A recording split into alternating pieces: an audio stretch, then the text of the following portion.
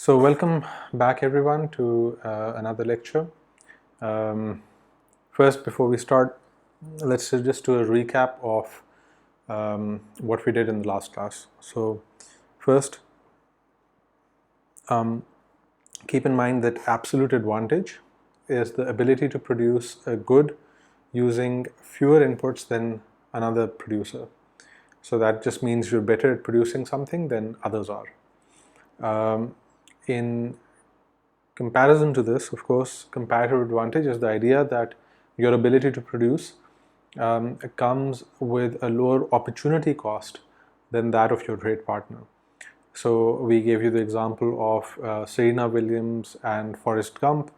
Serena is better at doing both things, both the outside option as well as mowing the lawn, but she ends up trading with Forrest, who does not have an absolute advantage in anything, but whose opportunity cost of mowing the lawn is lower than hers, and therefore he has the comparative advantage in doing that.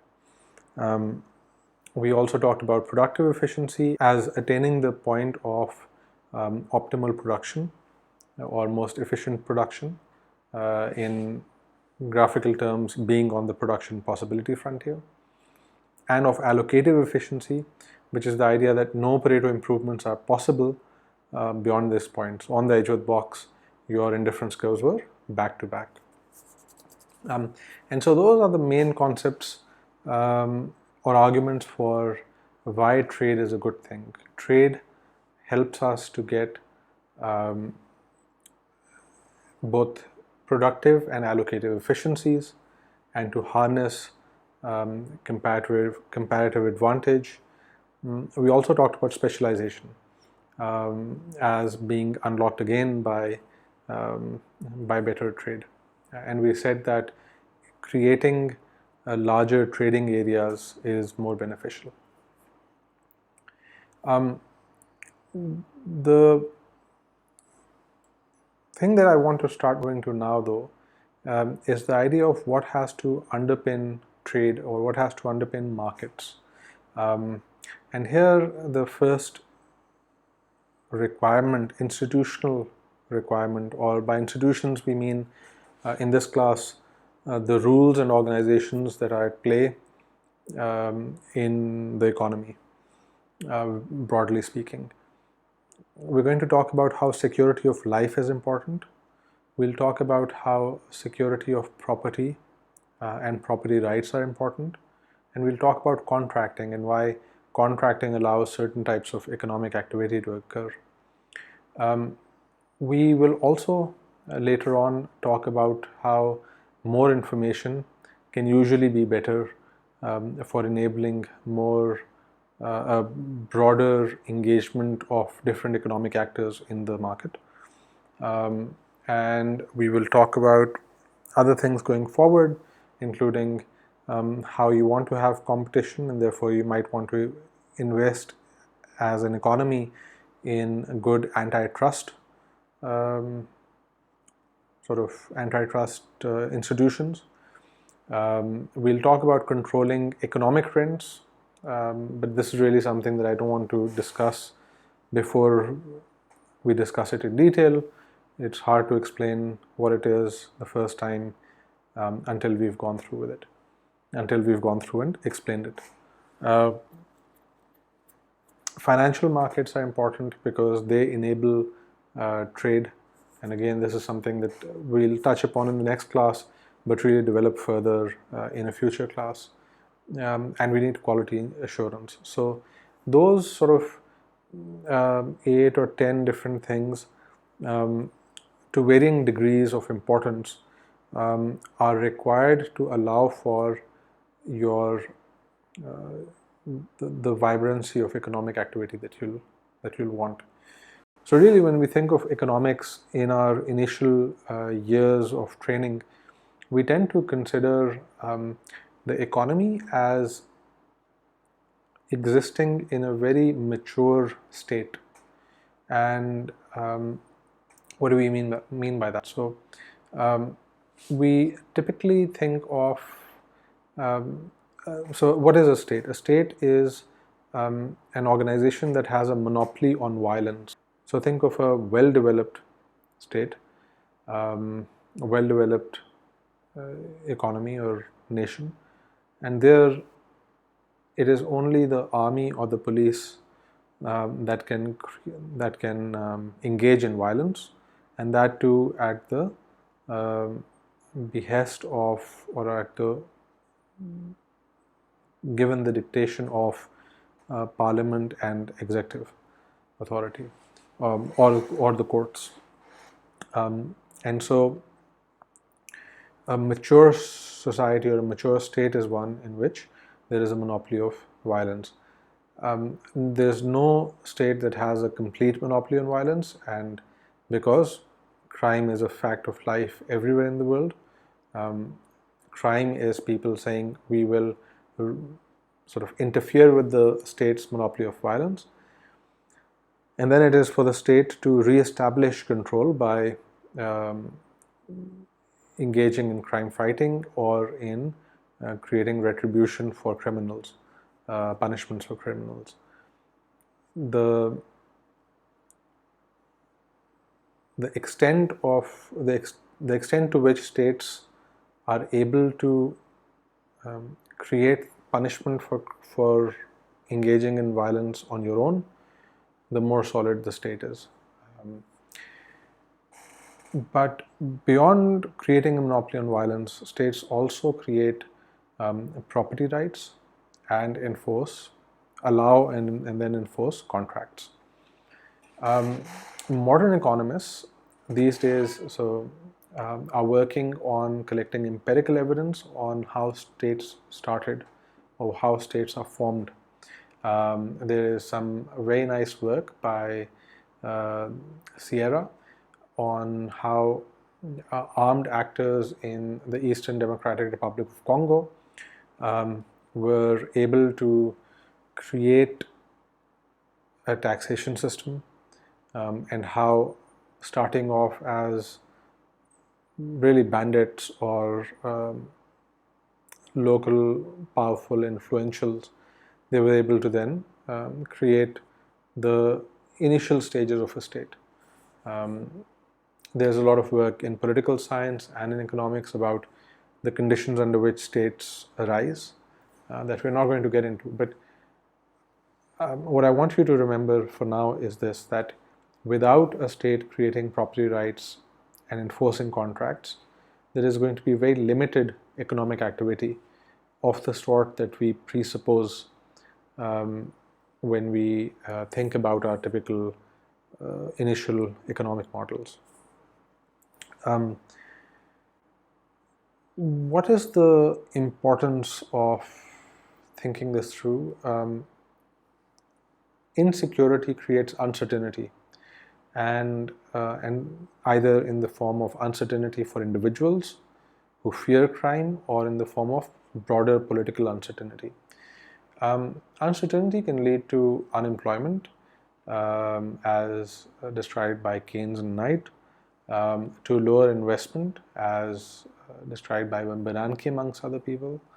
And an example of how it can restrain economic activity, how uncertainty can restrain economic activity, is the fact that the households that predict that they might face economic or political uncertainty might decide not to spend today because they're really not sure what will happen if they do spend. Right? So they will cut back on spending as a precaution because they want to keep their options open down the line. This is just a very small example of one of the ways in which uncertainty can arise or can impact the economy. Another important way is that political uncertainty can add into country risk, which is then calculated and incorporated into the interest rate that you have to pay on bonds that the country issues. So just to keep this explanation very quick, know that when you have country level uncertainty, lenders from outside become hesitant about lending to you, and the cost of borrowing money then goes up. You have to provide or promise more money paid back in the form of credit payments down the line. And so if you were only able to reduce uncertainty, political and economic uncertainty in your country, that's going to allow for both cheaper borrowing and in turn more investment into the economy's productive and consumptive sectors. So with that sort of prelude, the topic of today's lecture is really security of life, but we're not going to spend as much time talking about security of life directly. What we will do is talk about the conditions under which states are formed and the different types of states that can impede or support better economic activity and more free economic choice for people. So to begin, let's just think about anarchy. The book chapter assigned for this class is chapter 1 of Acemoglu and Robinson's The Narrow Corridor. And there they describe this example of the fact that Congo has had 6 constitutions in the last 50, 60 years. And the joke is that each of these constitutions has a Article 15. And Article 15 is de bois et fou, I believe is the pronunciation, or the idea that you must fend for yourself. This term doesn't exist in the Constitution, but it is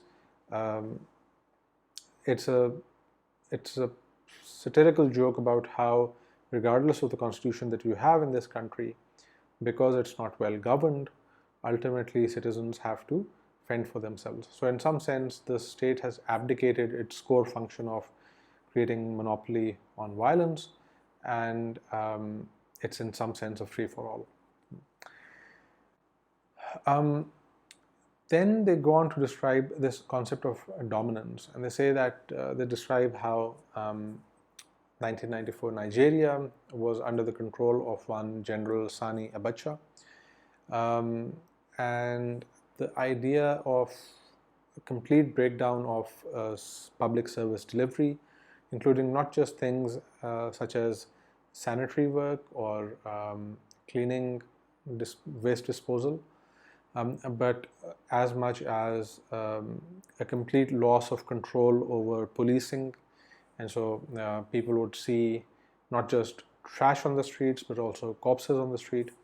And importantly, even those that were not directly affected by the violence, in the sense of directly being victims of violence, were living in continual fear. And so they describe this idea of, by Philippe Petit, that fear of others puts you under their dominance. And so what they describe as the fundamental tenet of decent life is the idea of non-dominance. That is, that you are aware that no political actors or no individual groups within the economy or within the society have the power of arbitrary interference over others. So every society allows for interference in other people's affairs. So for example, if we have a law that allows only a certain decibel of sound to be emitted after, let's say, 9 p.m. From your neighborhood, you can stop others from playing loud music. This is interference, but it is not arbitrary. It is rules-based interference. Similarly, law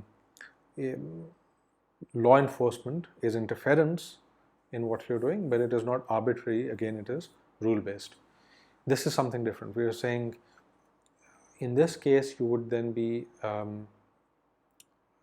because you're dominated by another party, you're living in their fear. So going back to Nigeria, these people in Lagos were living under the fear of these roving bandits or political agents being violent and being violent on a whim. John Locke, the sort of father of the philosophy of liberty in the Western tradition, said that one who is dominated in such a manner cannot make free choices. And so a fundamental goal of the state as envisioned by Locke was the idea that individuals would be free from others impacting them in an arbitrary way. So then the chapter goes on to talk about stateless societies, and they mention the Pashtuns of Afghanistan and Pakistan as having lived without a state for a large part of their history. And they describe how in stateless societies, not just in Pakistan, but in other places, how the rate of violent death is 100 times more than it is in the US, which is actually pretty bad for a Western or for a developed country, and so is 1,000 times worse than that of Norway. So the US obviously has 10 times the violence that Norway does. But any well-established state has way less violence than does a stateless society.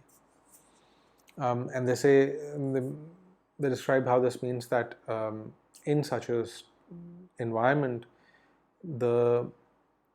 if you were living in such an environment, a quarter of the people that you would come to know would meet a violent death at some point, right, in their lives. And this death would come not just from warfare, but also from intergroup conflict, as well as peacetime violence, such as crime.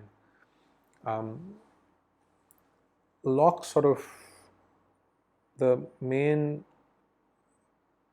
contrast in the Western tradition with Locke is of Thomas Hobbes, who provided us a very dim account of how humans, or what human nature is.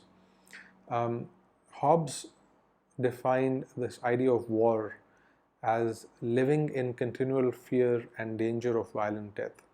And so he didn't define war in the way we think of war alone, but as this more expansive concept of living in continual fear.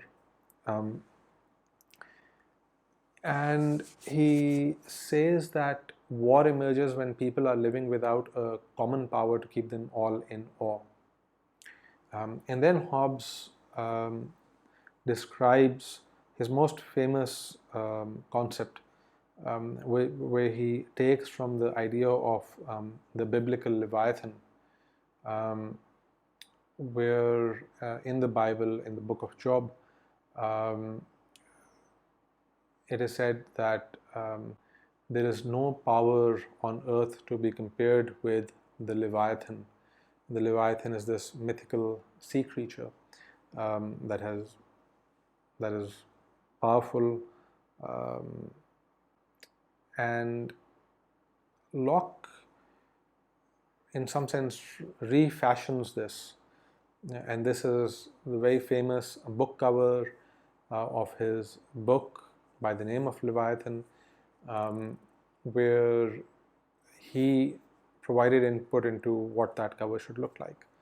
And he argued that the Leviathan in modern society is the state, which is all powerful in some sense and has its tentacles spread like the biblical Leviathan across its sphere of influence, or in this case, society. But he thought of this Leviathan as potentially being benevolent, not sort of the devilish biblical sea creature, but more of a sort of potentially benign force, though not always. The point of calling this the Leviathan was that it has unchallenged power and reach over society. So then the question becomes, if we are starting from this state of war, how do you get a Leviathan? Because once we have a Leviathan, maybe we can clamp down on that sort of violence, on being dominated. And Hobbes says that you can get a Leviathan in two ways. One is through the Commonwealth by institution, and the other is so this means by creating a grand social contract or sort of agreement across society, or a commonwealth, and by commonwealth he really means state, by acquisition of force. And Hobbes seems to have thought that however a state emerged, it would have the same consequence, which would be the end of war or of this incessant or unextinguished violence and crime and fear and dominance. And here, this is the sort of point of departure between Acemoglu and Robinson and Hobbes, and I believe sort of, this is where Acemoglu and Robinson have probably provided the greatest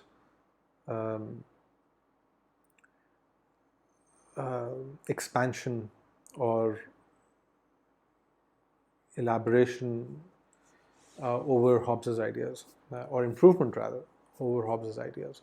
And they sort of argue that Hobbes didn't consider that states don't need to bring liberty. So Hobbes seemed to have thought that once a state is established, it will get rid of this idea of war or dominance. But we will just describe in a second how states can create non-liberty or can extinguish liberty in some cases. And Hobbes also seems to have ignored the fact that stateless societies can also end violence. And we'll just describe that in a second. So how can a state create bad circumstances? Well, the capacity of a state depends on its institutions, the quality of its institutions, and the quality of its bureaucracy. So the bureaucracy being at the managerial level, and the institutions being the rules and framework, for example, the constitution, the court system, and so on, that the state has established for itself. And they give the example in the book about two really strong societies, or high capacity societies, that ultimately led to bad consequences. One, of course, is Germany during Hitler's regime, where a high capacity German bureaucracy, right, well-trained German bureaucrats, presided over the murder of millions of Jews, Roma, and Slavs. And the other one that they mention is the Chinese bureaucracy, which even in the 1950s and 60s was well established, had a strong bureaucratic tradition going back to Confucius. And despite this, it allowed the Great Chinese Famine, and I've shared with you the link to the podcast on Mao to read more about this. But millions of people died because the state decided to take what it sort of thought of as surplus, or take the economic output, the agricultural output of farms, and extract that to create a surplus in the industrial sector. And this, of course, caused a huge famine, and not just famine, but also deaths by state violence in this era. And so Acemoglu and Robinson argue that the Leviathan is Janus-faced or double-faced instead of the single-faced Leviathan that Hobbes had predicted. So one face of the Leviathan or of the state prevents war and clamps down on dominance, but the other face is despotic or tries to take power for itself rather than for the citizen. We said that a stateless society can still both get rid of this idea of violence and still create further restrictions on its citizens. And here they describe the idea of the cage of norms, and they say that they provide this other African example, and they argue that in some societies where states are typically weak or absent, norms or social norms become synonymous with justice, and how these norms can also create dominance. The African proverb, a Sante proverb, that when a chicken separates itself from the rest, a hawk will get it, and sort of said in the context that we, in stateless societies, we want to accept the dominance of kingship in exchange for the protection from slavery. And so the question then becomes, do we choose the Janus-faced Leviathan that where we risk being dominated by it, or the cage of norms where we get dominated by our kins or by the social norms, but perhaps can be freed from dominance by these external entities? And so then they describe the third way, which is the shackled Leviathan. The Leviathan in the US is shackled because of the US Constitution and the Bill of Rights, through elections and bureaucratic oversight, but most of all by its citizenry. And so they argue that a shackled Leviathan coexists with civil society, and this allows society to create broad-based economic opportunities rather than opportunities for a very few, and incentives and a sustained rise in economic prosperity. So this then goes back and ties into why security of life and really a good state system is important for the economy. The book argues that there is as its name suggests, a narrow corridor between society overpowering the state and the state overpowering society. So if society is overpowering the state really becomes absent. If state is overpowering society, it becomes despotic. And in the middle is this government that still allows its positive side to emerge, where it clamps down on violence or dominance of different groups over others, but at the same time does not allow the despotic nature of the state to come forward.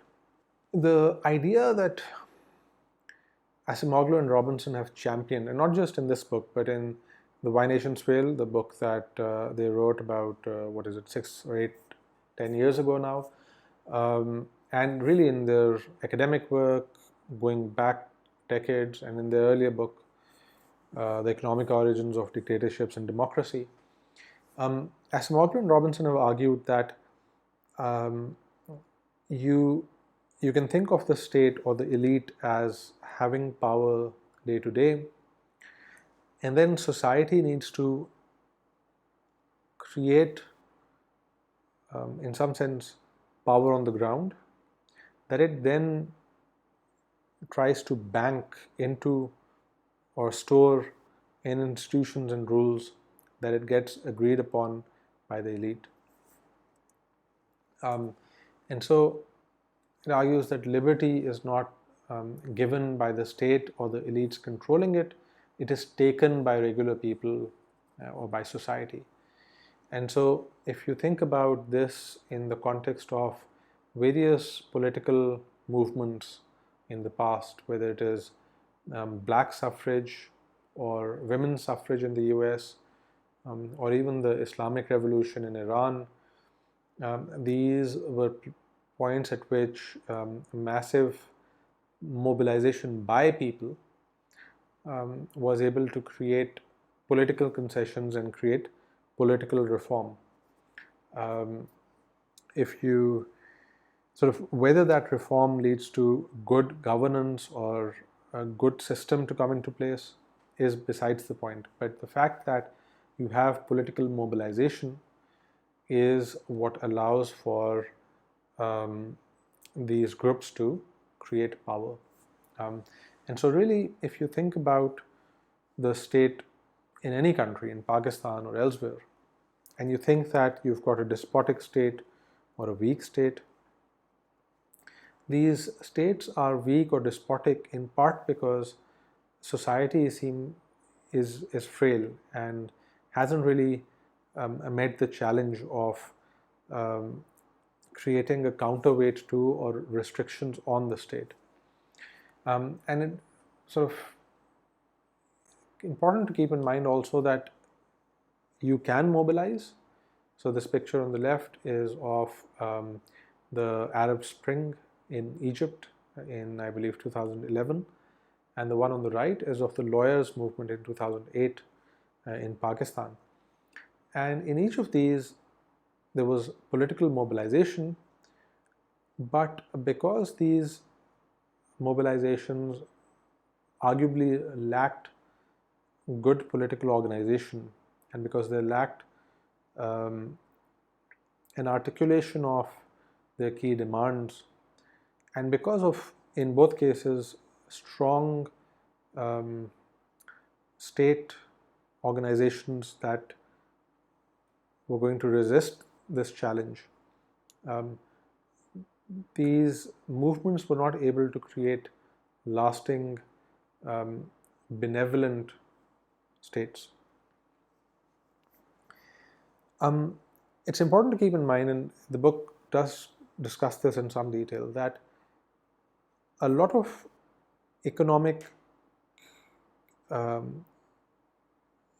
value add that states can do can be done by despotic states also, can be done by states that are not subservient to their people. Instead, and if you go back and think about where I motivated this lecture from, it was this idea of reducing uncertainty and political risk, and really that can be done by a despotic state. So if you think about China's rise, China has risen despite individual citizens not having a very strong say over at least the national level government, and the rule of law as we think of it in at least in Western societies doesn't quite exist. The Chinese state is considered more powerful than individuals. But despite this, and I think importantly because even though China had a lot of corruption in this era of economic expansion, it was able to create a basic level of rule of law and good governance that then allowed for people to come in and believe that the country risk wasn't as high as might be elsewhere. So regardless of this idea of whether you create this benevolent state through people's power or you have a despotic state, in some sense you can go back to Hobbes and agree that the first thing that matters, at least for economic efficiency, and certainly economic efficiency alone, there's no reason to believe that our goal as public policy practitioners or as policymakers should only be economic growth. But it seems that to the extent that the state can create economic growth, it can create that growth as long as it has well-established writ and certainty of how you will be dealt with There should not be arbitrariness in how you'll be dealt. And as long as that is true, despotic states have actually shown that you can have good economic outcomes even there. Though, of course, this is sort of not an apology for despotic states. You absolutely do desire, and we all should work for more inclusive and sort of states, more inclusive states, and states that are more responsive to their citizens. So this was the lecture on security of life. In the next class, I'll talk about security of property, and then in the subsequent one on security of contract. Many of these concepts will link with one another, and we really want to think of all three of these classes as being intertwined, but at the same time having their own distinct flavors and concepts that you want to think through. The book, The Narrow Corridor, is fantastic.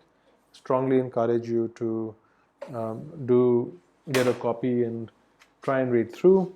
And in fact, you might want to go through Why Nations Fail also. These are both two excellent books that will give you a basic understanding of really what is the context or underpinnings or foundation on which an economy has to be established. So with that, thank you and Khuda Hafiz.